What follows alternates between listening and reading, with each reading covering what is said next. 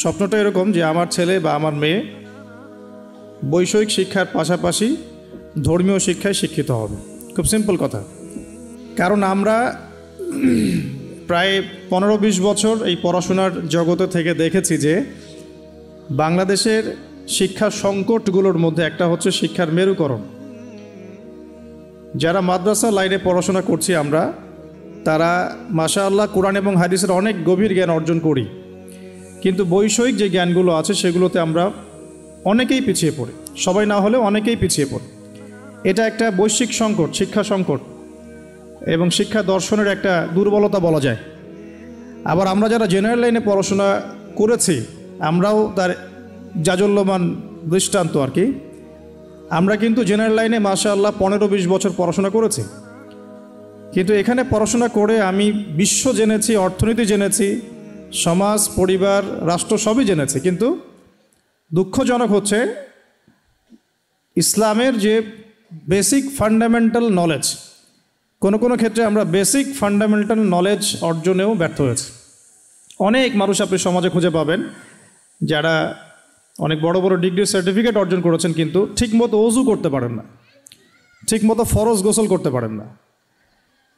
কোনটা হালাল কোনটা হারাম, ঈমান ভঙ্গের কারণ, আকীদার বেসিক জিনিসগুলো, ফিকহের বেসিক জিনিসগুলো, আরবিতে একটু তুলনামূলক কথাবার্তা বলা বা আরবি ব্যাকরণ একটু বোঝা, কোরআন একটু তেলাওয়াত করতে পারা, হাদিসের বইগুলো পড়তে শেখা, এই জিনিসগুলো বেসিক যে জিনিসগুলো আছে এগুলো কিন্তু আমরা বেশিরভাগ জেনারেল শিক্ষিত মানুষ পারি না, এটা সত্য কথা। তখন আমরা কি করি, আমরা অন্ধভাবে তখন ধর্মীয় জায়গাগুলোতে যারা দায়িত্বশীল আছেন তাদেরকে ফলো করা শুরু করি।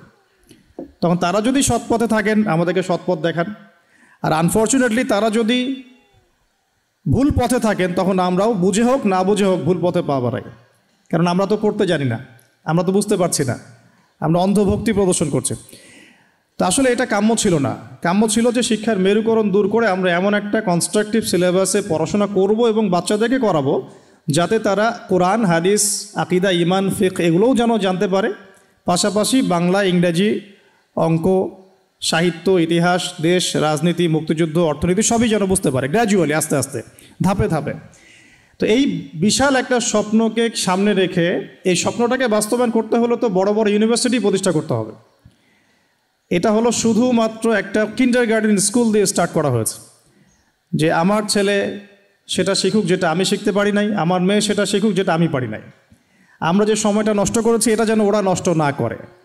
এজন্যই ফ্রম দ্য ভেরি বিগিনিং আমরা প্লে গ্রুপ থেকে শুরু করে একটা ট্রাইলিঙ্গুয়াল কারিকুলাম ইম্পোজ করার চেষ্টা করেছি, যেখানে জেনারেল শিক্ষা থাকবে, বাংলা, ইংরেজি, সায়েন্স, রিলিজিয়ন, অন্যান্য সব সাবজেক্ট থাকবে, পাশাপাশি আরবি, কোরআন তেলাওয়াত, ইবারত পড়া, এসব আরবি শিখি, আরবিতে কথাবার্তা বলা, হাদিসগুলো পড়া, এই বেসিক জিনিসগুলো থাকবে। পাশাপাশি এগুলো হলো শুধুমাত্র সিলেবাস কেন্দ্রিক কথাবার্তা, এর পাশাপাশি একটা ইসলামিক এনভায়রনমেন্ট দেওয়ার আমি চেষ্টা করছিলাম বা চেষ্টা করে যাচ্ছি। কারণ শুধুমাত্র বই পুস্তক পড়ে কিন্তু মানুষ শেখে না, মানুষ শেখে টিচারকে দেখে, পরিবেশ থেকে, এনভায়রনমেন্ট থেকে, মা বাবার বিহেভিয়ার থেকে, সংসারের দর্শনগুলো থেকে।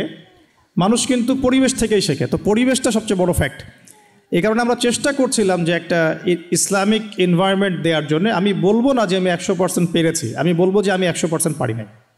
কারণ যখন উপরের লেভেল থেকে একটা ইসলামিক বিষয় প্রতিষ্ঠিত না থাকে তখন নিচের লেভেল থেকে 100% দেওয়া যায় না, এটা বুঝতে হবে ভাই। যখন উপরের লেভেল থেকে 100% ইসলাম ইম্পোজ করা থাকে না তখন নিচের লেভেল থেকে 100% দেওয়াটা টোটালি একটা ইম্পসিবল এজেন্ডা আর কি, বা ইফোর্ট, ইম্পসিবল। তবে আল্লাহ পাক বলেছেন ফাত্তাকুল্লাহা মাস্তাতা'তুম, তোমরা সাধ্য মতো আল্লাহকে ভয় করো। আমরা আমাদের গণ্ডির মধ্যে সাধ্য মতো আল্লাহকে ভয় করে একটা পরিবেশ দেওয়ার চেষ্টা করে যাচ্ছি। বাচ্চাদেরকে পড়ানোর ক্ষেত্রে আমরা বলেছি কোনো প্রকার শারীরিক নির্যাতন করা যাবে না, এমনকি মানসিক আঘাতও করা যাবে না।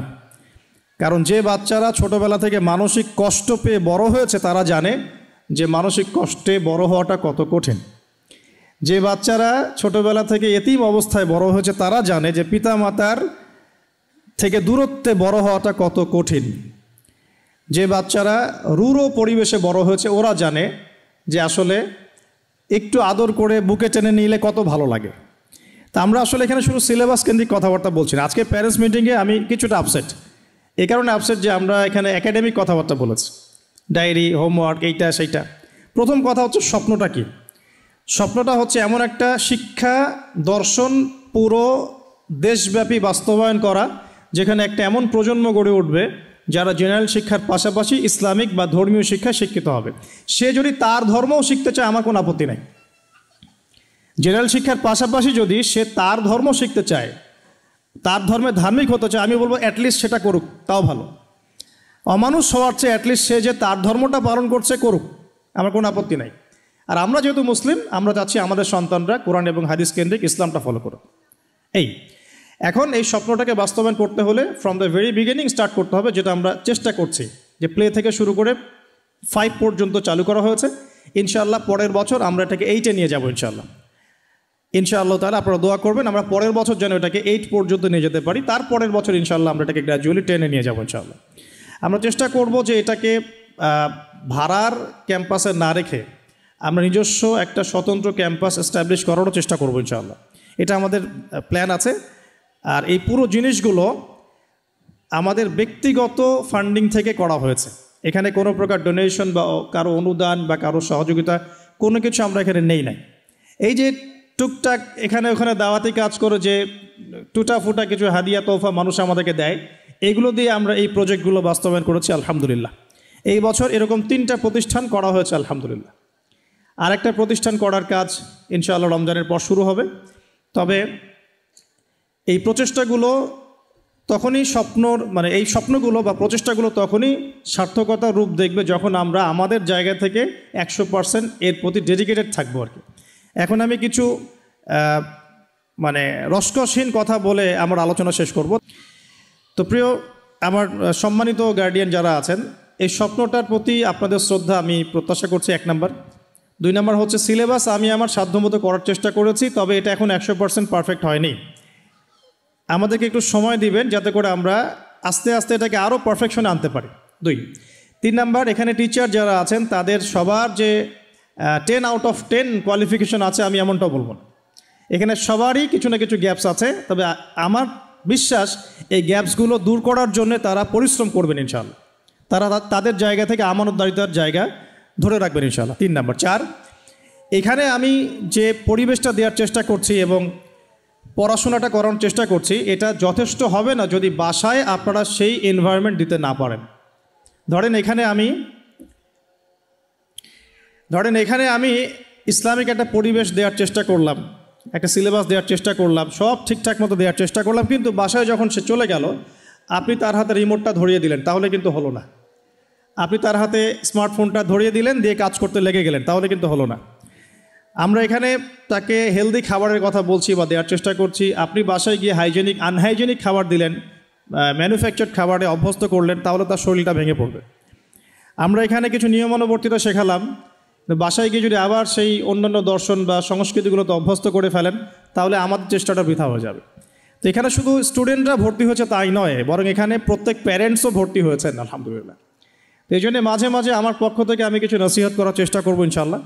তো আজকের নসিহত হবে ইসলামিক এনভায়রনমেন্ট যেটা আমরা স্কুলে দেওয়ার চেষ্টা করছি, বাসায় আপনারাও দেওয়ার চেষ্টা করেন।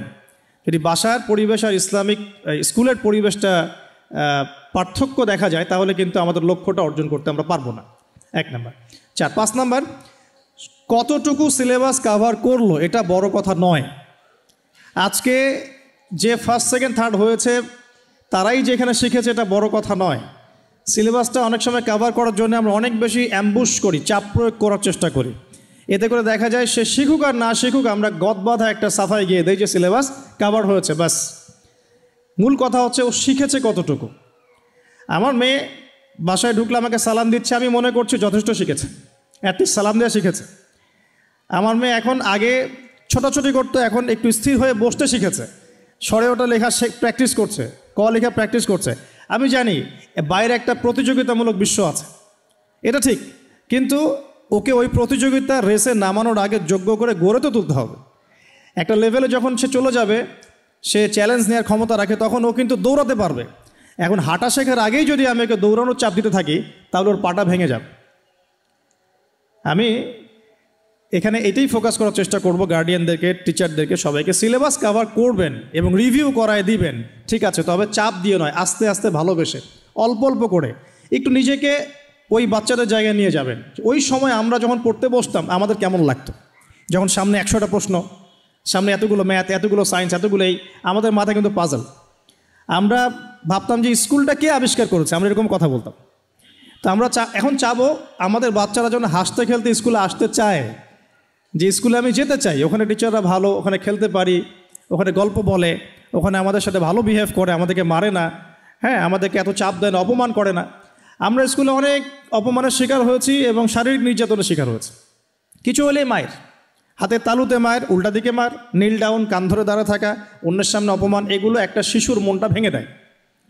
একটা শিশুর যে মন, এটা ভেঙে দেয়। ইভেন অনেক সময় মাদ্রাসাতে দেখা যায়, আমি এটার এভিডেন্স আমার কাছেই আছে, যে পিটিয়ে একদম মানে পিছনের ছাল তুলে ফেলা হয়েছে, এমন ঘটনা ঘটেছে। তো এভাবে কিন্তু বাচ্চাদেরকে শেখানো যায় না।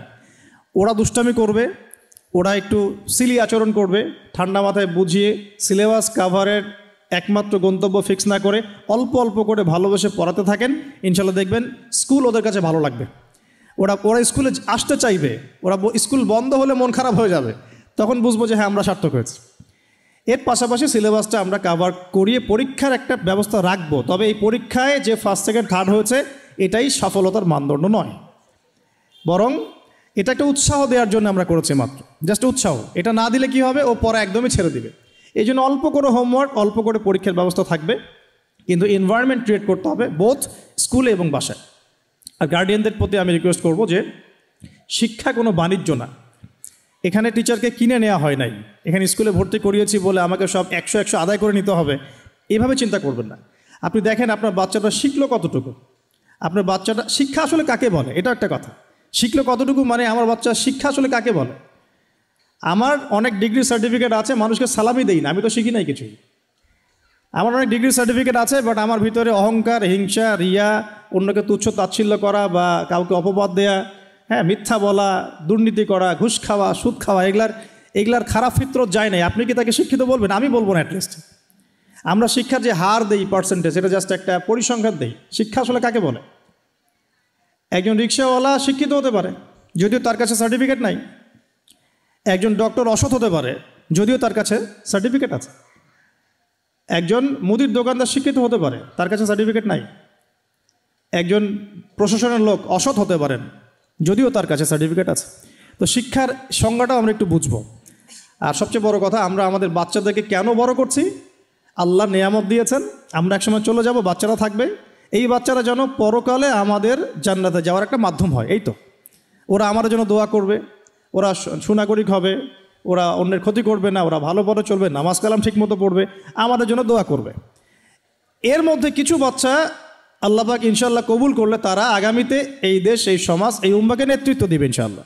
আমরা ওই প্রজন্মটা গড়তে চাই। এই জন্যে অনেক লম্বা রাস্তা, অনেক সবর করতে হবে, আমাদের প্রচেষ্টাও থাকতে হবে, আল্লাহর কাছে দোয়াও থাকতে হবে এবং আপনাদের সবর এবং সহযোগিতা থাকতে হবে। আল্লাহ পাক আমার কথাগুলো আপনাদেরকে বোঝার তৌফিক দান করুন। আমি যে কথাগুলো বললাম এগুলো আমি আমার সন্তানের জন্য যা ফিকির করি সেটাই আপনার জন্য বলেছি। আমি রিকোয়েস্ট করব যে আপনারা নতুন প্রতিষ্ঠান হিসেবে এর সাথে থাকবেন, তার জন্য দোয়া করবেন। কোনো ভুলভ্রান্তি বা কোনো কিছু যদি অড কিছু চোখে পড়ে, অভিযোগ বক্স আছে, সরাসরি আমাদের সাথে যোগাযোগ করতে পারেন, বা কোনো দায়িত্বে অবহেলা যদি দেখতে পারেন তাহলে আমাকে জানাবেন, ইনফর্ম করবেন। স্যাররা আছেন তাদেরকে জানাবেন। ইনশাআল্লাহ আমাদের এখানে যে স্টাফরা আছেন তারা তাদের ভুল শুধরানোর জন্য সবসময় আন্তরিকতার সাথে কাজ করে, এতটুকু আমি বলতে পারি। আল্লাহ পাক আমাদের সবাইকে রমজান মাসের এই শ্রমগুলো ঠিকঠাক মতো রাখার তৌফিক দান করুন, সামনে লাইলাতুল কদর পর তৌফিক দান করুন এবং শিক্ষা কেন্দ্রিক কাজ করার তৌফিক দান করুন। আমাদের বাচ্চাদেরকে মানুষের মতো মানুষ করার তৌফিক দান করুন। এবং তিনটা জিনিস আমি বলে শেষ করব যে যে কোনো লক্ষ্য অর্জন করার জন্য 1 নম্বর দরকার হচ্ছে প্রচেষ্টা। 1 নম্বর দরকার খুব প্রচেষ্টা চালাতে হবে। আমরা সেই প্রচেষ্টা চালাচ্ছি, আপনারা দোয়া করবেন যেন আমরা সুস্থ থাকি এবং নিরাপদে কাজগুলো করতে পারি। 2 নম্বর দরকার হয় আল্লাহর কাছে বেশি বেশি দোয়া। আল্লাহর মাকবুলিয়াত ছাড়া কোনো কিছু হয় না, আল্লাহ পাকের মাকবুলিয়াত ছাড়া কোনো কিছু অ্যাচিভ হবে না। 3 নম্বর হচ্ছে সাহস এবং সবর, দুটো একসাথে। আমাদেরকে সাহসিকতাও প্রদর্শন করতে হবে, একই সাথে ধৈর্য ধরতে হবে। আল্লাহ পাক আমাদের সবাইকে কথাগুলো বোঝার তৌফিক দান করেন। আমি একটা বই আপনাদেরকে সাজেস্ট করে আলোচনা শেষ করছি। আমি যা বলতে চেয়েছি আর যা বলতে পারি নাই এই সব কিছু এই বইটার মধ্যে আপনি পাবেন ইনশাআল্লাহ। বইটার নাম হচ্ছে প্যারেন্টিং। বইটার নাম হচ্ছে প্যারেন্টিং, সাদা কাভারে বইটা পাওয়া যায়। বইটা লিখেছেন আমির জামান এবং নাজমা জামান, স্বামী স্ত্রী মিলে। তারা কানাডা প্রবাসী, তাদের একটা প্রতিষ্ঠান আছেন ফ্যামিলি ডেভেলপমেন্ট ইনস্টিটিউশন। এর আওতায় 12টা বইয়ের একটা প্যাকেজ করা হয়েছে। এর মধ্যে 1 নম্বর বই হচ্ছে প্যারেন্টিং বা সন্তান প্রতিপালন। প্যারেন্টিং শিরোনামে আর অনেক বই আছে।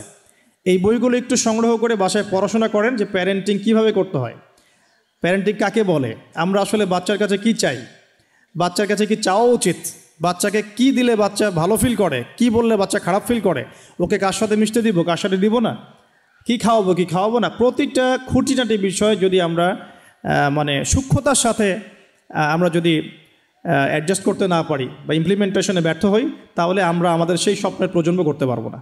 প্রত্যেকটা বিষয় আমাদেরকে খুঁটে খুঁটে দেখতে হবে। আল্লাহ পাক আমাদের সবাইকে, আমাদের সন্তানদেরকে আগামী উম্মতের জন্যে যোগ্য নেতৃত্ব প্রদানকারী জাতি হিসেবে কবুল করুন বলি আমিন। এবং আমাদেরকেও সেই অনুযায়ী প্রচেষ্টা চালানোর, কাজ করার, ধৈর্য ধরার তৌফিক দান করুন। এবং আপনাদের সার্বিক সহযোগিতা আমি প্রতিষ্ঠানের পরিচালক হয়ে আপনাদের কাছে প্রার্থনা করছি, প্রত্যাশা করছি যে আপনাদের বুদ্ধি, পরামর্শ, অর্থ, আপনাদের শ্রম, মেধা যা আছে, যেটাই কল্যাণকর সেটা দিয়ে আমাদেরকে সহযোগিতা করবেন। ইনশাআল্লাহ আমরা আমাদের স্বপ্নের গন্তব্য পানে অদম্য গতিতে ছুটবো ইনশাআল্লাহ তাআলা। আল্লাহ দাখিল আলিম পরীক্ষায় কোরআন বা অন্যান্য আরবি বিষয়ের মধ্যে কোরআনের আয়াতের অর্থ দলিল হিসাবে কোরআন আয়াত লিখতে হয়। মাসিক অবস্থা পরীক্ষা হলে করণীয় কি? কোরআন কারীমের আয়াত স্পর্শ করা, কোরআন স্পর্শ করা নিষেধ, কিন্তু কোনো আয়াত আছে কোনো বই, সে বই স্পর্শ করা যায়। সেই হিসাবে যদি কোরআন আয়াত আপনি লেখেন আলতো করে, তো সেটি জায়েজ হতে পারে।